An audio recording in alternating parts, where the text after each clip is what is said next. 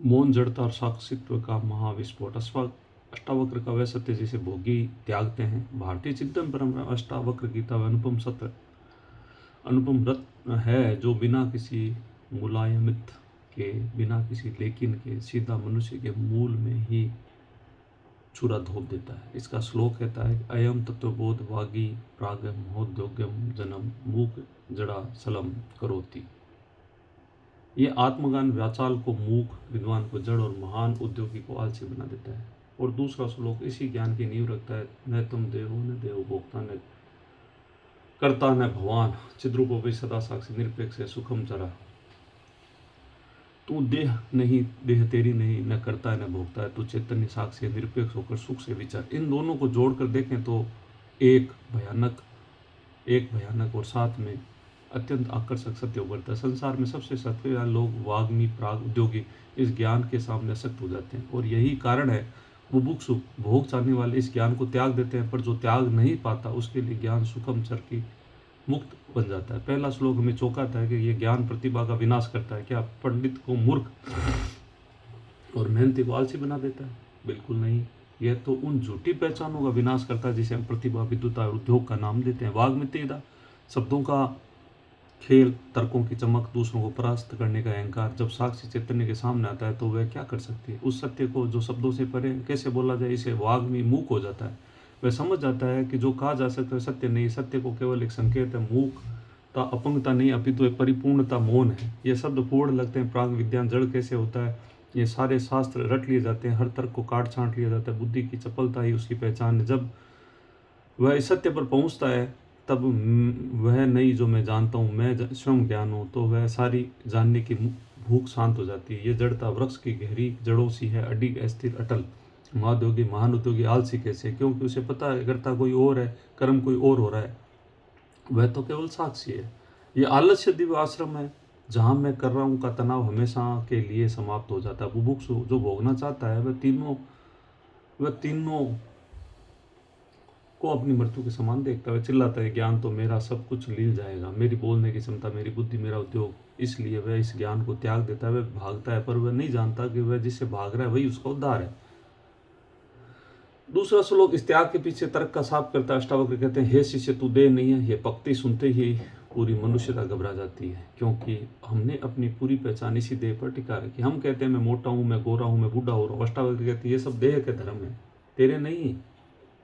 जैसे कोई घड़ी पहनता है वह घड़ी से अलग है, कोई कपड़ा पहनता है वह कपड़े से अलग है। जैसे ही तू देह से अलग है, न ते देहो का अर्थ है देह तेरी संपत्ति नहीं है, देह का तू मालिक नहीं है। यह तू चेतना है जो देह को अस्थायी रूप से अभिव्यक्त होते देख रही है। वह बहुत सबसे क्रांतिकारी, क्योंकि जैसे ही तू मान लेता है कि देह तू नहीं है तो अमर हो जाता है, मृत्यु का भय मिट जाता है, क्योंकि मृत्यु तो देह को है पर तुझे नहीं। अष्टावक्र आगे कहते हैं, भोक्ता करता न भगवान, भोक्ता करता न वह भगवान। तू भोक्ता नहीं है, अर्थात जो सुख दुख भोग रहा है वह तू नहीं है, तेरा मन है। तू करता नहीं है, अर्थात जो कर्म कर रहा है वह तू नहीं है, वह प्रकृति के गुण है। वह तो यह दूसरा धक्का अहंकार को। हम सोचते हैं मैंने किया इसलिए इसका फल मैं भोगूंगा। अष्टावक्र कहते हैं, भरम है। जैसे नदी बहती है पर बहाने वाला कोई नहीं है, बादल बरसते हैं बरसाने वाला कोई नहीं है, वैसे ही सब कुछ हो रहा है और तू उसको होने का साक्षी मात्र है। यह सब बैठ जाता है तो अपराध बोध, गर्व, लोभ, क्रोध सब ढह जाते हैं, क्योंकि क्योंकि क्योंकि ये सब कर्ता के घर में रहते हैं। जब कर्ता ही नहीं है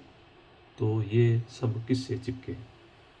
तीसरा सूत्र है, चिद्रूप असी सदा साक्षी है। तू चैतन्य स्वरूप है, सदा साक्षी। इसका मतलब है कि तू प्रकाश है जिससे सब कुछ दिखता है पर जो स्वयं कभी नहीं दिखता। जैसे एक दीपक कमरे को रोशन करता है पर दीपक को देखने के लिए दूसरे दीपक की जरूरत नहीं है, वह तो स्वयं प्रकाश है। तू भी वैसा ही है। तू अपने आप को प्रकट करने के लिए किसी प्रमाण, किसी गुरु, किसी शास्त्र की प्रतीक्षा नहीं करता। तू तो सत्यचित आनंद है, सत्य चेतना, और आनंद का एक ही नाम है। पर यह कोई साक्षी नहीं, निष्क्रिय नहीं है। साक्षी का अर्थ है बिना आसक्ति के देखना। जब तू क्रोधित होता है तो उस क्रोध के भीतर एक देखने वाला है जो कहता है मुझे क्रोध आ रहा है। यह देखने वाला साक्षी है, क्रोध से अलग है, इसलिए वह क्रोध से दूषित नहीं होता। जब तू सुखी होता है तो वही साक्षी सुख को देख रहा है, इसलिए वह सुख से चिपकता नहीं। साक्षी इस मुद्रा में बैठना ही हो गया। सबसे सुंदर बात यह है कि तू यह साक्षी बनता नहीं है, तू यह है कि बस भूल गए। अष्टावक्र तुझे भूल याद दिला रहे हैं। बस याद आता है तो परम उपदेश, निरपेक्ष सुखम चरा। निरपेक्ष अर्थात बिना किसी अपेक्षा के। ये शब्द संसार को सबसे कड़वा लगता है क्योंकि हम अपेक्षाओं पर ही जीते हैं। पुत्र से अपेक्षा, पत्नी से अपेक्षा, मित्र से अपेक्षा, ईश्वर से अपेक्षा, पर अष्टावक्र कहते हैं अपेक्षा ही बंधन है। जहाँ अपेक्षा है वहाँ दुख निश्चित है, क्योंकि अपेक्षा का टूटना ही दुख है। निरपेक्ष होने का अर्थ यह नहीं है कि तू प्रेम न कर, इसका अर्थ है कि तू अपने प्रेम में कोई शर्त न रखे। बिना, जैसे सूर्य बिना किसी शर्त के प्रकाश देता है, कोई उसकी कदर करे न करे वह देना नहीं छोड़ता। बिना किसी वर्क, बिना किसी अपेक्षा के फल देता है। कोई तोड़े या न तोड़े वह देता है, वह देता ही है। जैसे ज्ञानी जीता है वह देता है पर मांगता नहीं, वह प्रेम करता है पर बांधता नहीं है, तब वह सुखम चर कहता है, अर्थात सुखपूर्वक विचरण करता है। ध्यान दो, विचरण यानी चलना, रहना, बसना। वह कहीं बैठा नहीं है, वह जो जी रहा है पर बिना किसी लक्ष्य के। जैसे एक नदी बहती है, उसका कोई गंतव्य नहीं, बहना ही उसका सुख है। जैसे ही ज्ञानी का जीवन एक उत्सव है, नहीं तो भोगी का जीवन क्या है, वह एक दौड़ है, एक दूसरे सुख की एक उपलब्धि से दूसरी उपलब्धि की ओर। जब थक जाता है वह कहता है जीवन दुख में है, पर जीवन दुख में नहीं, अपेक्षाएं दुख में है। जब अपेक्षाएं गिर जाती है तो दुख का कारण भी मिट जाता है। ये सवाल है कि बुभुक्षु भोगी इस ज्ञान को क्यों त्याग देते हैं? क्योंकि ज्ञान उसके सारे सुखों को, साधनों को छीन लेता है। भोगी को लगता है यदि मैं करता नहीं हूँ तो मैं क्या करूँ, यदि मैं भोगता ही नहीं हूँ तो सुख का पीछा क्यों करूँ, यदि मैं देह नहीं हूँ तो सौंदर्य, यौवन, शक्ति, इन सब का क्या मोल, यदि मैं साक्षी मात्र हूँ तो जीत हार में क्या रखा है। भोगी इन सवालों से घबरा जाता है, उसे लगता है कि यह ज्ञान उसका जीवन नाश कर देगा, इसलिए वह ज्ञान को त्याग देता है। वह कहता है यह ठीक नहीं, संसार विरोधी है, प्रैक्टिकल नहीं है, और वह दौड़ता है तो पर यह नहीं जानता कि उसे जीवन समझ रहा है वह एक सपना है। उसकी सारी उपलब्धि मिट्टी के ढेर लगती है। जब सारी प्रसिद्धि कल धूल होगी, उसका सारा उद्योग एक दिन थम जाएगा, तब अंत समय में देह छूटने लगती है। वह चिल्लाता है मैं कुछ नहीं ले जा सकता, बहुत देर हो चुकी है। अष्टावक्र ये कहते हैं अब जाग जा, जबकि समय देख ले। तू कौन है? तू वह नहीं है जो तू सोचता है, तू वह है जो सोचता है, उसे देख रहा है, वही अंतर है।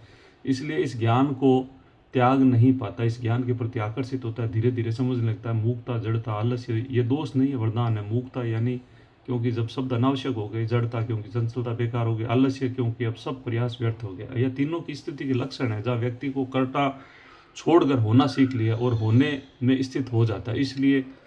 इसलिए उसके लिए न तो कोई बंधन है, न कोई कर्तव्य है, न कोई दुख है। वह चैतन्य स्वरूप साक्षी बनकर निरपेक्ष सुख पूर्वक विचरण करता है। वह जहाँ भी जाता है सुख को ले जाता है, इसलिए क्योंकि सुख अब उसके बाहर नहीं भीतर है। यही अष्टावक्र का परम उपदेश है, यही आकर्षक है, अपील से भरपूर और साथ ही भयानक सत्य है, जिसे सुनकर भोगी भागते हैं पर धीर मेले लगाते हैं। तू क्या करेगा? क्या तू इस सत्य को त्यागेगा या इस सत्य में जीना सीखेगा? निर्णय तेरा है, पर याद रख जो त्यागता है वही बंधन रहता है और जो अपनाता है वही सच्चे अर्थों में सुखम चर करता है। धन्यवाद।